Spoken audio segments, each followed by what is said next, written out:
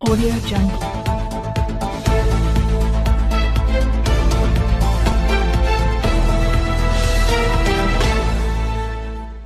Audio Jungle. Students union of Assam MSUA क्यों जंतर मंतर पे आना पड़ा आपको? ऐसी क्या समस्या हो गई, ऐसी क्या दिक्कत हो गई कि इतना बड़ी ऑर्गेनाइजेशन को आज दिल्ली के जंतर मंतर पर आकर प्रेस कॉन्फ्रेंस या प्रेस मीट करना पड़ रहा है? पहले तो मुस्लिम स्टूडेंट यूनियन असम की तरफ से मैं जलालुद्दीन प्रेसिडेंट होकर आप लोग जितने लोग हमारे दावत रख कर हमारे प्रेस मीट में पार्टिसिपेट किए उसी लिए आप लोगों को धन्यवाद दूंगी। साथ साथ में आपने जो सवाल पूछा है वो सवाल का भी जवाब दूंगी। उससे पहले असम में क्या हो रहा है, एक्चुअल असम का पिक्चर क्या है वो देशवासी को जानना दिखाना जरूरी है। वो मुद्दा रख कर ही आज ये जंतर मंतर पे हम मुस्लिम स्टूडेंट यूनियन ऑफ असम की तरफ से ये प्रेस कॉन्फ्रेंस ऑर्गेनाइज किया हो। तो पहला मुद्दा ये है कि असम में जो NRC लास्ट टाइम अपडेट हुआ है, आप लोगों को सबको मालूम है, वो NRC में जितने लोग अभी तक इंक्लूड नहीं हुआ है, लगभग 19 लाख लोग NRC का फाइनल जो ड्राफ्ट हुआ था वो फाइनल लिस्ट का बाहर है। तो उस टाइम गृह मंत्रालय से ये अपडेट दिया था कि ये 19 लाख जो है इसमें बच्चा भी है, लिंकेज की वजह से ये लोग इंक्लूड नहीं हो पाया।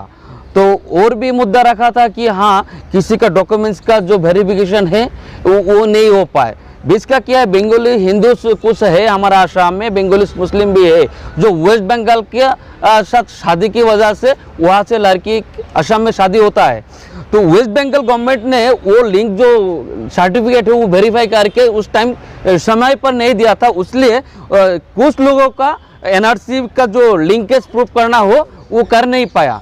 तो इस वजह से भी वो 19 लाख का नंबर जो है वो नंबर के अंदर आता है। और ज़्यादातर बच्चा है वह जो आजकल कहता है कि इंडिजिनियस आसामी जो खिलंजिया असमिया बोलता है असम में, वो खिलंजिया असमिया भी है वो 19 लाख में। ऐसा नहीं है कि सिर्फ असम का मुस्लिम है वहाँ। तो ये 19 लाख को NRC में इंक्लूड करने के लिए जो रीप्रोसेस है, क्लेम एंड ऑब्जेक्शन जो प्रोसेस था वो शुरू नहीं किया है। तो NRC के बारे में जो अपडेशन ये प्रोसेस कंप्लीट करने के लिए हम सेंट्रल गवर्नमेंट को डिमांड करते हैं। और असम में लास्ट 2 तारीख को, सितंबर का 2 तारीख को बरपेटा एक जिला है, जिस जिला से एक ही दिन में 28 लोगों को डिटेंशन कैंप में फॉरेनर्स डिक्लेयर करके भेज दिया गया है। जो 28 लोगों में 9 लोग महिलाएं भी है और पूरा का पूरा इंडियन सिटीजन है, जिसका पास वोटर ID है, आधार कार्ड है, NRC अपडेट है और फ्रीडम से पहले का भी डॉक्यूमेंट्स उनका हाथ पे है। फिर भी उन लोगों को भेज दिया है डिटेंशन कैंप में एक्सपर्टी ऑर्डर करके। एक एक्सपर्टी ऑर्डर होता है, एक्सपर्टी ऑर्डर करके भेज दिया गया है। तो ये जो डिटेंशन कैंप प्रोसेस है, हमारा मांग ये है कि वोटर के सामने से डी हटा दिया जाए और साथ साथ डिटेंशन कैंप भी रिमूव किया जाए।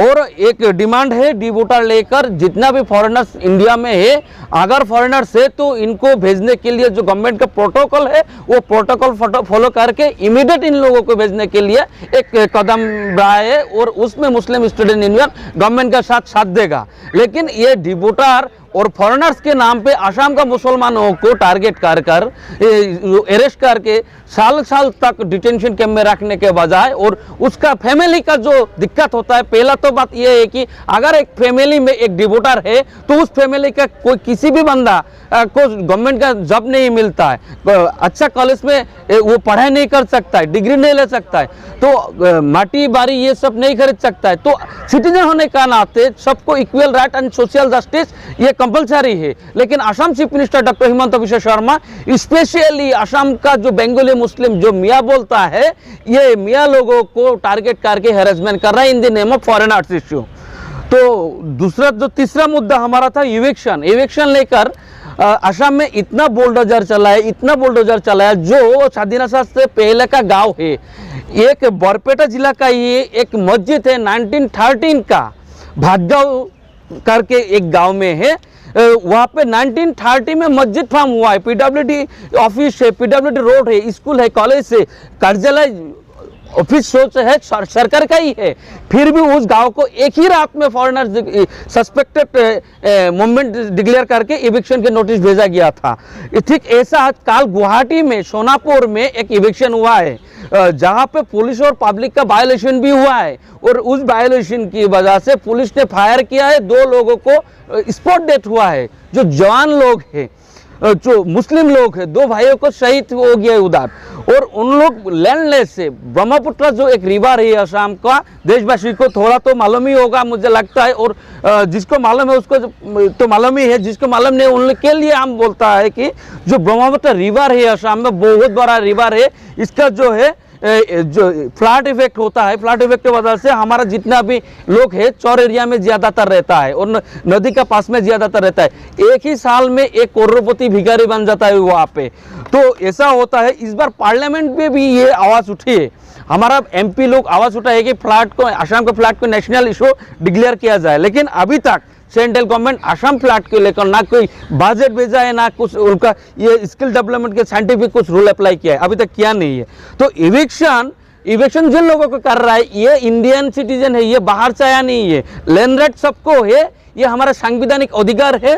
और जहाँ पे ट्राइबल बेल्ट बोलता है, ट्राइबल लोगों का जो बेल्ट है वो हमें नहीं चाहिए, लेकिन हमें तो मिट्टी चाहिए ना जिंदा रहने के लिए, हमारे घर परिवार के लिए मिट्टी चाहिए। सरकार का ये ड्यूटी है हमें मिट्टी दे, और हमें जीने के लिए मिट्टी जरूरी है, ये हमारा फंडामेंटल राइट है। लेकिन ये हमारा fundamental right social justice totally violation कर और सुप्रीम कोर्ट का, हाई कोर्ट का जो जजमेंट है, जजमेंट का खिलाफ जाकर सिर्फ बीजेपी लेड बाय गवर्नमेंट जो असम में चल रहा है, ये गवर्नमेंट ने हमें पनिशेबल कर जो हिंदू भाइयों है उन लोगों का यूनिटी बढ़ाकर सिंपैथी के नाम पे हिंदू का वोट लेकर ये दिसपुर में गवर्नमेंट फॉर्म करने के लिए ये पनिशमेंट कर रहा है।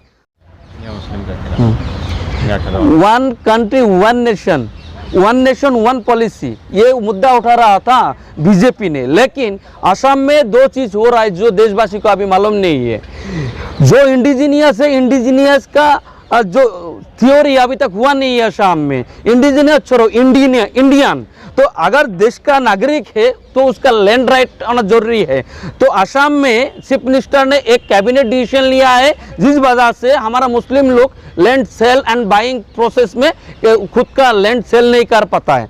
तो ये मुद्दा जो है लास्ट कैबिनेट डिसीजन में हुआ है असम का, तो हम लैंड सेल भी नहीं कर पा रहा है, बाय भी कर नहीं पा रहा हो कि हिंदू एक भाई है उसका लैंड हम नहीं खरीद पा रहा है, लेकिन हमारे पास में वो मिट्टी है हम नहीं ले पा रहा है। एक जो डायरेक्शन चीफ मिनिस्टर ने दिया है खुद, और उसका साथ साथ क्या था वो हाँ, उसके साथ साथ हमारा जो असम 2 पार्ट में है, lower Assam and upper Assam. Upper Assam में जितना हमारा लेबर वहाँ गया है काम की वजह से, वो लेबर लोग है, वहाँ का जो यूनियन है, स्टूडेंट यूनियन है लासी सेना नाम करके, और 2 एक ऑर्गेनाइजेशन के नाम कर उन लोग खुद जाके हमारा लेबर को इतना फिजिकल टॉर्चर किया है कि ये मियाँ बांग्लादेश की है, बांग्लादेश चला जा, अपर असम छोड़ना पड़ेगा। उसके खिलाफ हमने इतना आवाज़ उठाया, फिर भी गवर्नमेंट ऑफ असम और असम पुलिस अभी तक कुछ एक्शन नहीं लिया है उन लोगों के ऊपर। तो हमारा मांग ये है कि गृह मंत्रालय से एक इंक्वायरी टीम भेजे और सुप्रीम कोर्ट की तरफ से भी एक केस ले असम के जो मुसलमानों के ऊपर इनजस्टिस हो रहा है ये लेकर। तो हम देशवासी को ये कहना चाहेंगे कि हमारे साथ जो अनजस्टिस हो रहा है, जो अनसोशियलिस्ट एक्टिविटीज चल रहा है हमारे साथ, ये बंद करने के लिए देश का अलग अलग जगहों से हमें ये देश का नागरिक मानकर हमारे लिए आवाज़ उठाने के लिए, और हमारा जो सोशल जस्टिस है और संवैधानिक अधिकार है ये देने के लिए केंद्रीय सरकार, देश का राष्ट्रपति और गृह मंत्रालय, प्रधानमंत्री जी, minority minister, human rights commission chairperson और प्रेस मीडिया को हम अपील करता है कि हमारा साथ जो अन्याय हो रहा है इसके खिलाफ आवाज़ उठाए और हमें न्याय दिलाए।